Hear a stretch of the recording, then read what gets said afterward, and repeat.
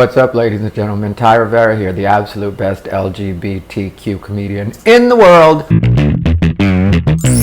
Sorry, I can't be that loud today because I'm actually in the home of some very important people right now. I know it looks like I could end up getting murdered from those stairs somehow, but I doubt that's gonna happen. I very seriously doubt it, but if anybody sneaks up on me, try to get a description because I'll be dead. I'm not gonna have any idea. I'm the worst about that kind of stuff. Me and Bijou just finished our super long drive. We were coming from Vegas to Phoenix because I'm performing with Tim Dillon this weekend at Stand Up Live. So that should be a fun situation, but it was just a rush day because I had to go to the gym and then I had to load up the car and get everything ready to come out here, and then it's like a 4-hour drive, 4.5-hour drive, something like that. So it's not too bad, but at the same time, it's just a lot of driving, and I'm so over driving at this point, but I still do it all the time, and so it is what it is. Anyway, today I said that I thought Kamala, however you say it, Harris is evil 100%, and I had a couple people try to get a little bit sassy with me about that, but come on now, it's ridiculous to me that people are so forgiving with this woman. How many people did she lock up? Seriously.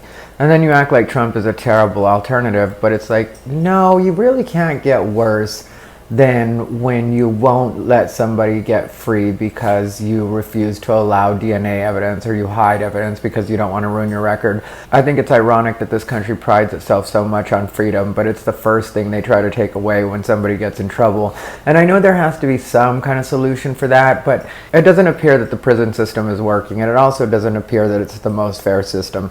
So when we're talking about that kind of stuff, I just can't really wrap my head around it. And I don't know why everybody is so willing to turn a blind eye. That's what people don't get with me, is I vote for Trump. And people act like, well, how can you turn a blind eye? I don't. I don't at all. Actually, I'm kind of amazed at some of the stuff he's been able to get away with. I think it's at least a little bit admirable that somebody's able to get away with being such a dirtbag and so out in the open with pretty much all of it, like pretty much everything he admits to, even the tax thing. He was like, I pay as little taxes as possible, which is what everybody does. So I think that the Democrats realized they messed up when they were posting the memes with the different amounts that the different presidents had paid in taxes. Everybody was just looking at the meme like, wow, I didn't know Obama had made that much money. And so it kind of backfired on them. I get it if people are like me and they're like, okay, well, I'm just forgiving all these flaws that I definitely do see.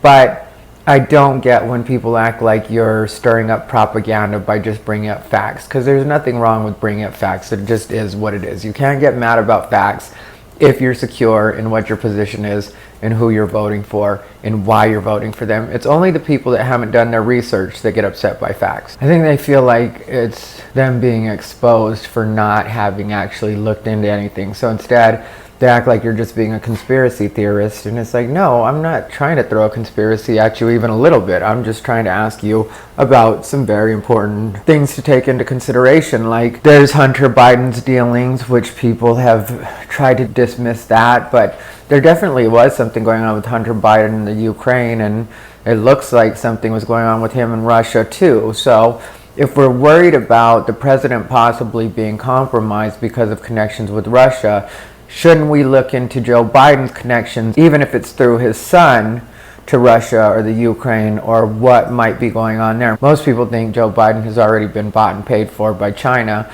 but that I personally haven't looked into, so I'm not going to speak on that. Maybe in a week or two I'll look into that. I don't know. I'm kind of over these people. I know I've talked about Trump quite a bit lately, but that's just because he dominated the news cycle recently. So of course I'm going to talk about him, but I don't plan to continue to harp on any one of these subjects. Hopefully a celebrity messes up soon, because I'm ready for it to lighten up a bit around here. But yeah, I just have questions sometimes when it comes to Kamala Harris and Joe Biden and the 1994 crime bill and just some of those things. It's not about even trying to stir the pot or upset people. It's just about wanting to understand how it is people can dismiss one and then really hold the other one to the fire. For me, that doesn't really make sense. And the only reason that I hold the left to the fire like this is because they're being the party of morality. That's really the way they sell it. Like, we're the more moral side. The president and his supporters are deplorable. We're the moral people.